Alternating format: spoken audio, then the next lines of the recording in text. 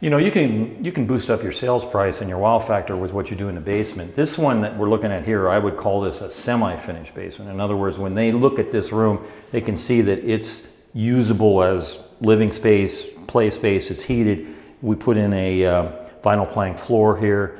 The fireplace is only decorative, you know, but it kind of looks kind of cool. If you notice, the ceiling is painted black.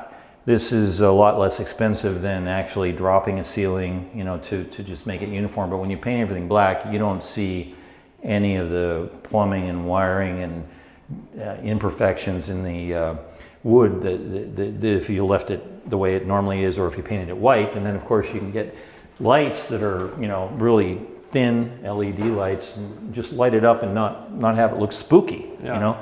But in this case, this house didn't have any water issues, and that can be one of the biggest challenges whenever you're trying to renovate a house that has a usable basement that you want to, you know, make nice. It could be a great looking basement, but it might have water problems, in which case you might have to put in a French drain system. But I will say this, that most water problems in basement are actually not a problem with letting water through the wall, you know, in other words, that you think you need to fix the wall. It's actually outside with what's going on with gutters and downspouts and so on.